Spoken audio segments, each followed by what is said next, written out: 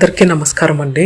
త్యాగధనుడు మాధవ సేవే మానవ సేవగా భావించిన మహాపురుషుడు రంతి దేవుడి యొక్క ఆసక్తికరమైన విషయాల గురించి తెలుసుకుందాము. దానగుణానికి నిస్వార్థ సేవకు మారుపేరుగా నిలిచిన గొప్ప చంద్రవంశపు రాజు భాగవత పురాణంలోనూ నవమ స్కందంలోనూ కూడా ఈయన చరిత్ర గురించి ప్రస్తావన ఉంది. పరమ విష్ణు భక్తుడైన రంతిదేవుడు సమస్త ప్రాణులలో భగవంతుని చూసేవారు.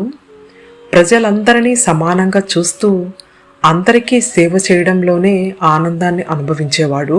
తన సంపదను రాజ్యాన్ని కూడా దానం చేసి అడవులలో సన్యాసిగా సాధారణ జీవితం గడిపిన మహాపురుషుడు రంతిదేవుడు.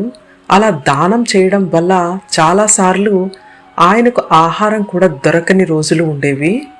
విష్ణుమూర్తికి పరమభక్తుడైన రంతిదేవుడు మానవ సేవే మాధవ సేవ అని భావించేవాడు. రాజ్యంలో ఏ ఒక్కరూ ఆకలితో ఉండకూడదని తన సర్వస్వాన్ని దారపోసిన ఆ మహానీయుడు కథే దివ్య చరిత్రగా బాసిల్లింది.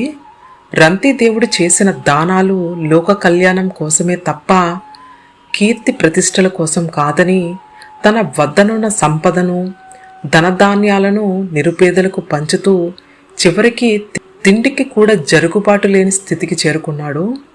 48 రోజుల పాటు ఆయనకు మంచినీరు కూడా లభించలేదు. శరీరం సృష్టించిపోయింది. 49వ రోజున ఉదయం కొద్దిగా పాయసం, నెయ్యి, పానీయం లభించాయి. ఆ సమయంలో కూడా, ఓ దేవా, నాకు చక్రవర్తి పదవి వద్దు, స్వర్గ సుఖాలు వద్దు, చివరికి జన్మరాహిత్యమైన మోక్షం కూడా వద్దు, దుఃఖంతో తప్పిస్తున్న ప్రాణుల కష్టాలు తీర్చగలిగే శక్తిని, వారి ఆకలిని పంచుకునే విశాల హృదయాన్ని ప్రసాదించు తండ్రి, అంతకు మించి మరేమీ వద్దు అని ప్రార్థించాడు.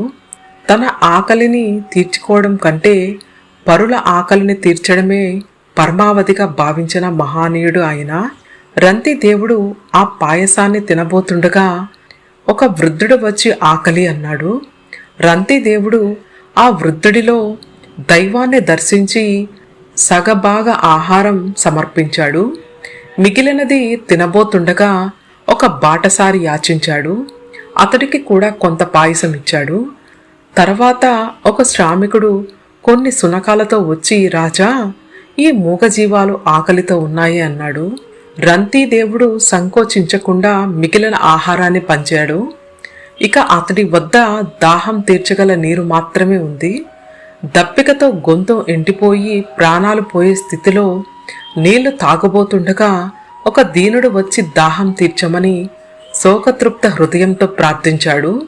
రంతిదేవుడు తన వద్దనున్న ఆ నీళ్లను కూడా నిస్సందేహంగా అతడికిచ్చేశాడు. అంతటా ఆ వాసుదేవుడే ఉన్నాడు. అతడి దాహం తీర్చడమే నేను భగవంతుడికి సమర్పించే అసలైన ఆజ్యం అనుకున్నాడు. దాహం తీరన వ్యక్తి తృప్తి చెందగానే రంతిదేవుడిలో అలౌకిక ఆధ్యాత్మిక ఆనందం కలిగింది. నీళ్లు తాగిన దీనుడు, కుక్కలు, బాటసారి అంతా అదృశ్యమైపోయారు. బ్రహ్మ, విష్ణు, మహేశ్వరులు దివ్య తేజస్సుతో ప్రత్యక్షమయ్యారు. వారంతా తనను పరీక్షించేందుకే వచ్చారని గ్రహించిన రంతిదేవుడు త్రిమూర్తులకు సాష్టాంగ నమస్కారం చేశాడు. రంతిదేవా, నీ నిష్కమ కర్మకు, అచంచల త్యాగానికి ముగ్ధులయ్యాము.